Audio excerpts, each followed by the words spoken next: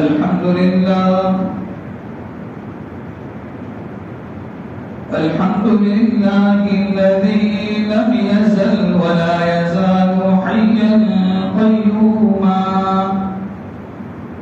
سميعا قديرا مدبرا بصيرا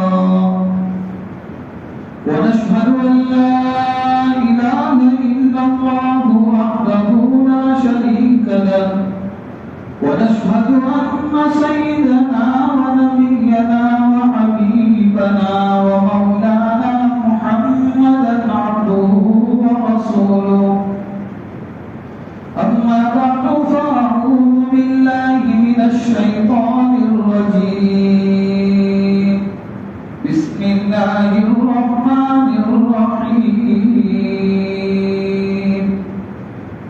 ألا بذكر الله تطمئن القلوب صدق الله العظيم اللهم صل على سيدنا محمد وعلى آل سيدنا محمد وبارك وسلم. دنیا میں انسان مالدار ہو یا غریب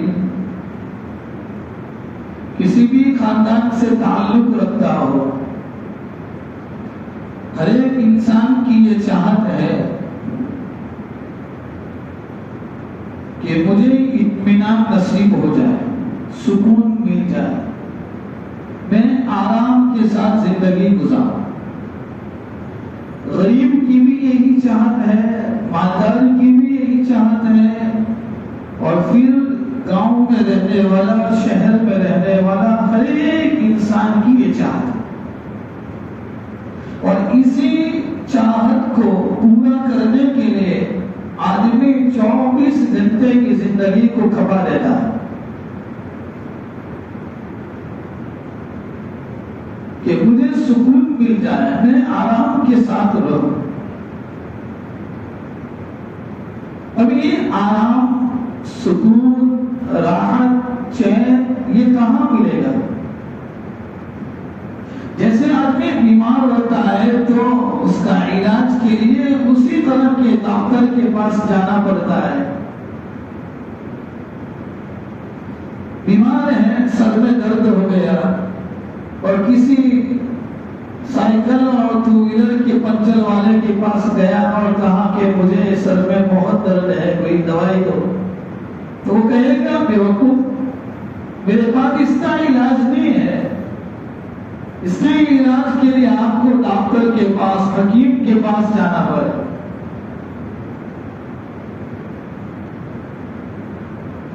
آج دنیا میں مرد ہو یا عورتیں، اس ملک میں رہتا ہو یا بیرون ممالک میں، ہر آدمی اکثر و بیشتر پریشان ہے.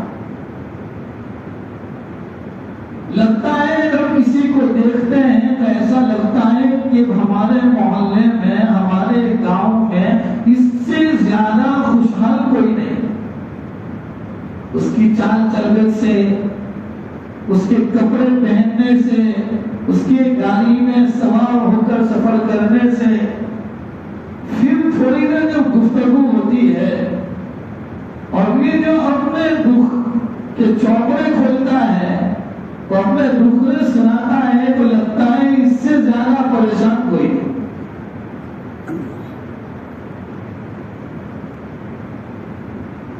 آخر اس کی وجہ کیا ہے؟ کیوں پریشان کیوں ہے؟ نماز بھی پڑھتے ہیں، قرآن کی تلاوت بھی ہوتی ہے، دعوت کی مبارک محنت کے ساتھ بھی جڑے ہوئے ہیں، سب کچھ ہے، پھر بھی دلوں میں جو سکون ملنا چاہیے، جو راحتیں ملنی چاہیے، وہ نہیں ملتی.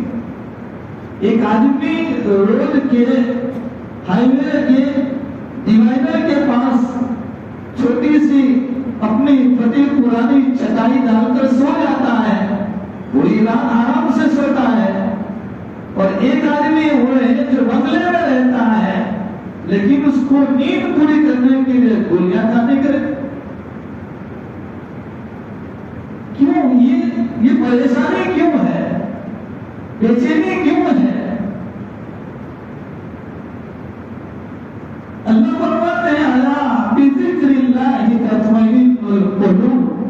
خبردار، تمہارے دلوں کا سکون، تمہارے دلوں کا چین، تمہارے دلوں کی راحت اگر کہیں ہے تو اللہ کی یاد میں ہے، قرآن میں ہے، نمازوں میں ہے.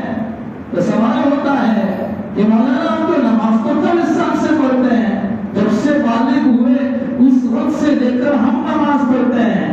قرآن جب مکتب میں استاد نے سکھایا تھا اس وقت سے لے کر اب تک ہم قرآن پڑھتے ہیں. پھر یہ سکون کیوں نہیں ملتا؟ قرآن کہتا ہے اللہ کی یاد میں، اللہ کے ذکر میں، اللہ کی کتاب میں، اللہ کے احکام پر عمل کرنے میں سکون ہے. تو پھر ہمیں سکون کیوں نہیں ملتا؟ تو ہمیں غور کرنا پڑے گا، ہمیں اپنی زندگی پر ایک نظر ڈالنا پڑے گا. ایک آدمی بیمار ہے، ڈاکٹر کے پاس جاتا ہے. بھائی کہاں جاتا ہے؟ کہا شوگر ہے، پریشر ہے، کوئی اور بیماری ہے، اس کے علاج کے لیے جاتا ہوں. اچھا، پھر آیا دوائی لے کر، 2-4 دن ہوا، پھر گیا. بھائی 15 دن کی ڈاکٹر نے دوائی دی تھی. ڈاکٹر نے پوچھا میں نے تجھے 15 دن کی دوائی دی تھی، ابھی تو 15 دن پورے بھی نہیں ہوئے اور تو 3 دن میں واپس آ گیا. راحت نہیں ہے. مجھے جو بیماری ہے اس بیماری میں مجھے جو شفا ملنی چاہیے تھی، اس بیماری کے اندر مجھے جو راحت ملنی تھی کہ بیماری دور ہو، وہ نظر نہیں آتی. تو اب واپس گیا. یعنی اس دوائی کے بارے میں غور و فکر کرتا ہے کہیں دوائی غلط تو نہیں آ گئی، یا دوائی تو برابر تھی لیکن حکیم نے، ڈاکٹر نے جو علاج بتلایا تھا، جو پرہیز بتلایا تھا کہ آپ کو یہ کھانے سے احتیاط کرنا ہے، تو کہیں وہ چیز کھا تو نہیں. ہاں، وہاں وہ چیز کھا لی تھی. یہ بھائی ٹھنڈے پانی سے ہمیں روکا تھا، گرم پانی سے روکا تھا، میں نے اس کو استعمال کیا تو بیماری بڑھ گئی. تو ڈاکٹر کا قصور نہیں ہے، قصور مریض کا ہے. تو برسوں سے آدمی بالغ ہونے کے بعد سے لے کر 80 سال تک نماز پڑھتا ہے، بالغ ہونے کے بعد سے لے کر 50 سال تک روزے رکھتا ہے، پھر بھی سکون نہیں ملتا ہے. تو پھر ہمیں اپنے اعمال پر، اپنے زندگی پر، اپنے رہن سہن پر، اپنی حلال کمائی اور کمائی کے بارے میں، اپنے کاروبار پر، اگر نوکری کرتے ہیں تو نوکری دھندوں پر، اپنی ملازمت پر، اپنی کھیتی باڑی پر، مجھے آپ کو سنجیدہ کے ساتھ اور سنجیدہ دین کے ساتھ اور سکون اور وقار کے ساتھ تنہائی میں بیٹھ کر غور کرنا پڑے گا کہ آخر وجہ کیا ہے کہ مجھے سکون کیوں نہیں ملتا ہے. اب سوچے، میں جس سکون کے لیے مانے ملتا ہوں، 2 یا 3 دن پہلے کی بات ہے. ایک آدمی کا فون آیا، کہاں مولانا؟ ہمت نگر کی طرف سے فون تھا. کہاں؟ وہ عورت کہہ رہی ہے کہ میرا شوہر حج عمرے کا ٹور چلاتا ہے، لیکن ہر گروپ کو لے جاتے وقت 50,000، کبھی 40,000، کبھی 1 لاکھ کا نقصان ہوتا ہے. سمجھ میں نہیں آتا. میں نے کہا اس اللہ کی بندی سے کہ میں نے اب سوچو تم کوئی اپنی کمائی کے بارے میں کہیں لون کے چکر میں کمی ہے؟ تو کہا جی 10 لاکھ روپیہ بینک سے لون لیا ہے.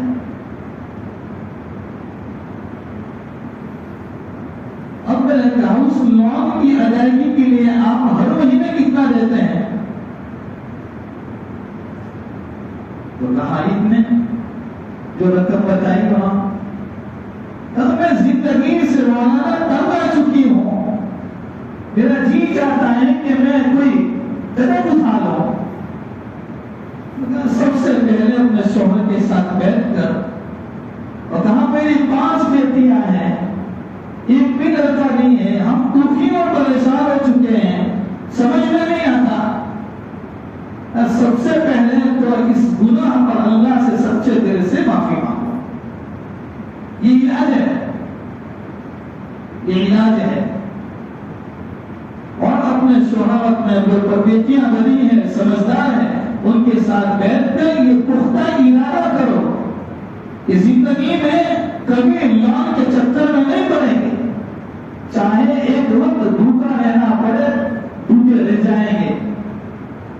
چاہے فاقہ آئے، فاقہ برداشت کر لیں گے. لیکن جس چیز کے ساتھ جنگ کا اعلان ہے، میں وہ کبھی اپنے گھر میں نہیں آئے. تم ہر جمعے کا طول چلاؤ یا پورا 24 گھنٹے طواف کرو، لیکن جو اس کی نوسط ہے وہ ختم نہیں ہو سکتی ہے.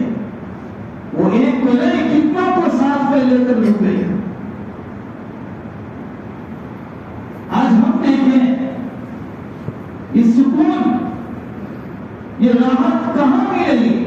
اللہ کی یاد میں، اللہ کے ذکر میں، اللہ کے فرمانے فرامین کو اپنی زندگی میں اتارنے پر، پیارے نبی صلی اللہ علیہ وآلہ وسلم کی مقدس مبارک سنتوں کو اپنی زندگیوں میں اتارنے پر سکون ملے گا، راحت ملے گی. محلے میں 25 مکان ہوتے ہیں، چھوٹا سا محلہ، 10 مکان ایسے ہوتے ہیں جو لون پر چلتے ہیں. کتنے بھی روزے رکھ لو، کتنے بھی ہم طواف کر لے، اس کی جو نحوست ہے وہ ختم، اس کا اثر بتلاتا ہے. جس نے کئی خاندانوں کو تباہ و برباد کر دیا. اللہ میری بھی ہم سب کی امت کے ہر فرد کی اس چکر سے حفاظت فرمائے. میں کتنی بھی تسبیح گھما لوں، کتنے مسلے پھاڑ ڈالوں، لیکن جو اس کی نحوست ہے وہ میری زندگی میں آگے رہتی ہے. معمولی بہانے پر لون. اور عجیب بات یہ ہے کہ ہماری زندگیاں اتنی اور ہم دینی احکام سے اتنے بیزار ہو چکے ہیں اور اتنے ہم تھک گئے ہیں کہ معمولی بہانہ نکال کر ہم سود ایک تو بینک سے لیتے ہیں، ایک کسی مالدار کے پاس سے سود اپنی زندگی میں لیتے ہیں. ایک آدمی آیا کچھ دن پہلے اور کہا کہ مولانا سود کے پیسے کس کام میں استعمال میں لے سکتے ہیں؟ ارے تم کو سود کے پیسے کی ضرورت کیوں پڑی؟ وہ تو بتاؤ. ہاں میرا مکان بن رہا ہے، میرا مکان بن رہا ہے. تو مکان بنانے کے اندر جو ہمارے ذہن پہ ایک بات ہے کہ بس سود کے پیسے بیت الخلا اور غسل خانہ بنانے کے کام میں آتا ہے. کیوں؟ یہ ہمارے دل و دماغ میں یہ ایک خیالات اور یہ بات چل رہی ہے. تو کہا کہ میں چاہتا ہوں کہ میرا جو مکان بن رہا ہے اس کی بیت الخلا اور اس کے غسل خانے وغیرہ کے لیے میں بیاج کے پیسے. تو میں نے جو اس کا جواب تھا وہ اپنی جگہ پر اس کو دیا. جاتے جاتے مجھے جواب سکھا کر گیا کہ مولانا آپ اپنی کتاب میں برابر دیکھ لینا، کہیں آپ کی غلطی نہیں. آپ کو معلوم نہیں ہوگا سود اور بیاج کے پیسے سے ٹوائلٹ بنا سکتے ہیں، بیت الخلا بنا سکتے ہیں. بھائی اس کی کب گنجائش ہے، کب ہے، اس کی پوزیشن کیا ہے، اس کا بیک گراؤنڈ کیا ہے، کون آدمی ہے، کس طریقے کی اس کی حالت ہے.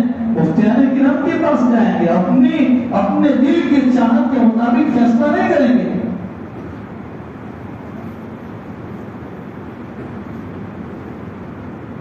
مبارک مہینہ آ رہا ہے،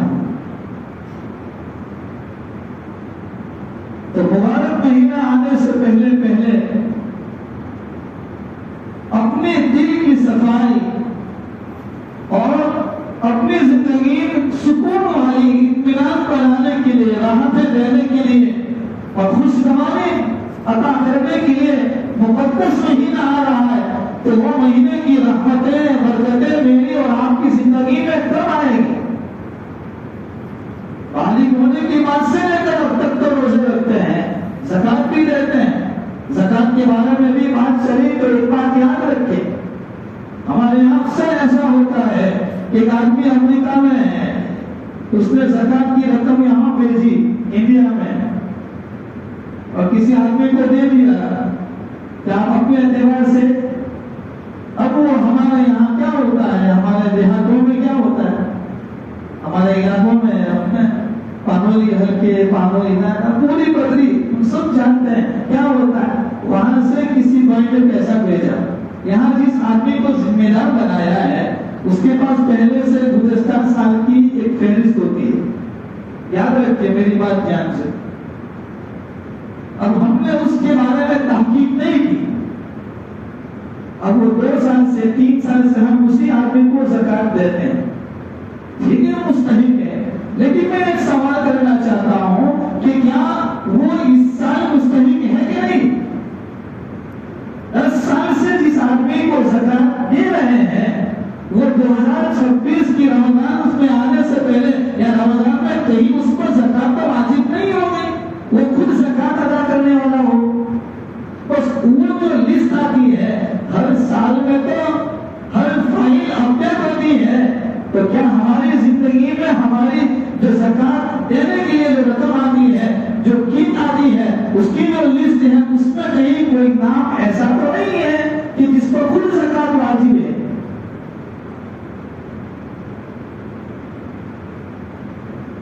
ایک عورت کو ایک آدمی نے کہا کہ آپ کے اللہ نے بہت پیسہ دیا ہے، آپ عمرہ کر لو، کم سے کم ابھی حج نہیں کر سکتے، کم سے کم عمرہ کر لو، اللہ کا جو کہا مول صاحب عمرہ کرنے جاؤ تو رمضان میں کی کور ہو جائے گی،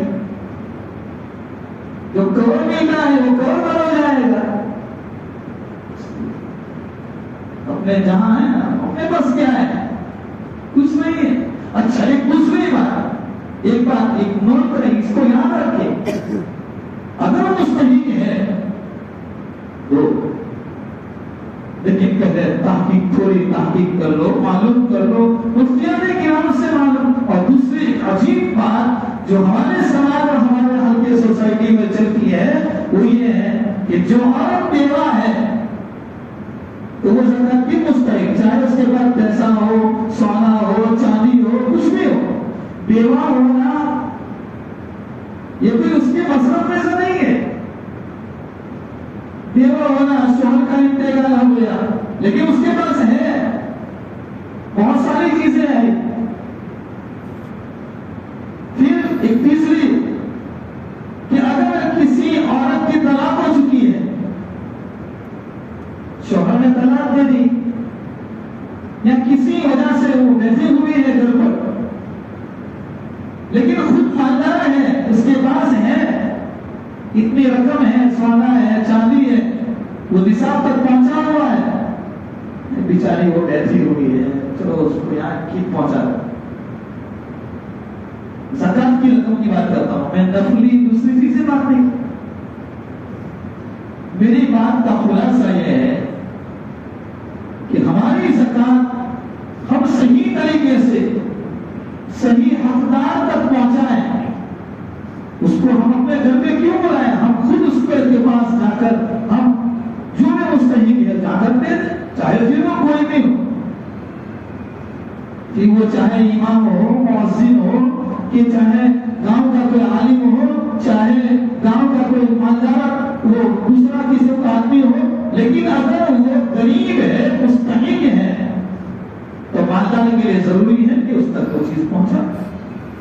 لیکن وہ لسٹ فہرست جو سالوں سال چلتی ہے اس کے بارے میں تھوڑی نظر ثانی کر لیں۔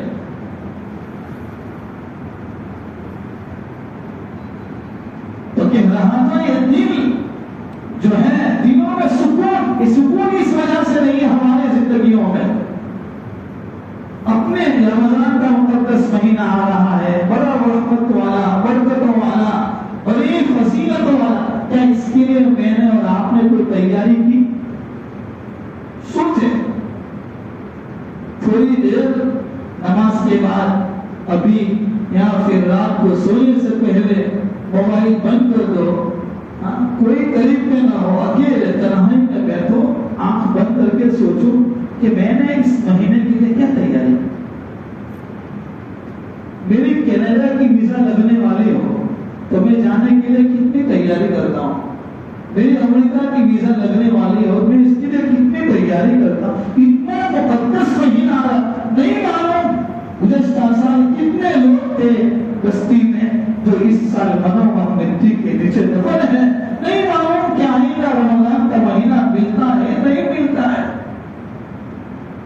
دعاؤں کا اہتمام ہو، قرآن کی تلاوت، تیاری تو ہو گئی، ارے مولانا رمضان کی تیاری بھی کب سے ہو گئی، اسپرنگ رول بن گئے، سموسے بن گئے، سموسے کی تیاری ہو گئی، ساری چیزیں ہو گئی، ٹھیک ہے وہ اپنی جگہ پر کوئی منع نہیں کرتا، لیکن اعمال کی تیاری کیا کبھی کسی نے اپنی بیوی بچوں کو بٹھا کر آپس میں بیٹھ کر کوئی ایسی بات کہی کہ یہ بڑا برکت والا مہینہ آ رہا ہے، بڑی رحمتوں والا مہینہ آ رہا ہے، دیکھو میرے بچوں اس رمضان میں تو ہر ایک بچے کو ایک ہی قرآن شریف مکمل کرنا ہے، تہجد پڑھنا ہے، بیٹھے ہم بیٹھے تو رمضان کی تیاری کے لیے ہم نے کیا کیا، آنند مولانا رمضان ایسے جلدی فاسٹ آ گیا، ابھی گیا تھا ابھی گیا، بس زبان پہ یہی ہوتے ہیں، اور رمضان ختم ہوتی ہے ابھی کچھ نہیں کیا۔ تو جب برکت والا مہینہ بڑی رحمتوں والا مقدس مہینہ آ رہا ہے تو اس کے لیے ابھی سے کوئی پلان ہو، کوئی گھر میں پروگرام ہو، کوئی شیڈول تیار کریں کہ نہیں ہمارے گھر کے اندر ہمارے گھر کا ہر فرد جو قرآن کی تلاوت سے غافل نہ رہے۔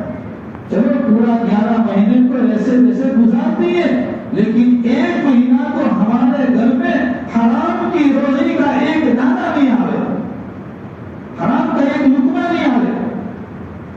ہمارا گھر کا ہر آدمی چھوٹے سے لے کر بڑے تک ہر فرد بغیر وضو کے نہ رہے، چاہے کھیت میں جائیں، کاروبار میں جائیں، دکانوں پر جائیں، نوجوان کام دھندوں پر جائیں، کہیں پر بھی، لیکن وہ 11 مہینے تو زبان کو ایسے ویسے چلایا، ایک مہینہ ہے، نیت کریں کہ ہماری زبان سے کسی کی غیبت نہ ہو، کسی پر الزام نہ ہو، ماں بہنیں پردے کے ساتھ رہنے کا اہتمام کریں، تو پھر وہ برکتیں اور رحمتیں ہمارے دلوں کو ایسا سکون پہنچائیں گی جو ہماری زندگی کو بدل دے گی۔ اللہ سبحانہ و تعالیٰ کی باتوں پر مجھے ہم تمام کو عمل کرنے کی توفیق عطا فرمائے، آنے والے مقدس مہینے کی قدردانی کی توفیق عطا فرمائے، اس کے لیے کوئی تیاری کہ اللہ ہم سب کو توفیق عطا فرمائے، اور خصوصاً روزوں کو اس کی حقیقت کے ساتھ، تراویح کی حقیقت کے ساتھ ادا کرنے کی۔ کتنے لوگ بیچارے ایسے ہیں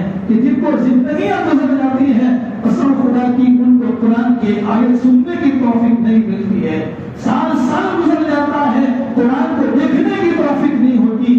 حفاظ کرام بڑی محنت کے ساتھ قرآن یاد کرتے ہیں، بڑی محنت کے ساتھ مصلی پر آ کر سناتے ہیں، پھر اگر ہمارا نوجوان اگر مسجد کی صف میں آخر میں بیٹھا رہے اور رکوع میں جاتے وقت اگر دوڑ سے آئے گا تو کتنے گناہ اس پر ہو جاتے ہیں، قرآن کی بے حرمتی، مسجد کی بے حرمتی، اللہ کے گھر کی بے ادبی، اور پھر یہ ناقدری، کہیں عذاب نہیں لے آئے تو کیا لے آئے؟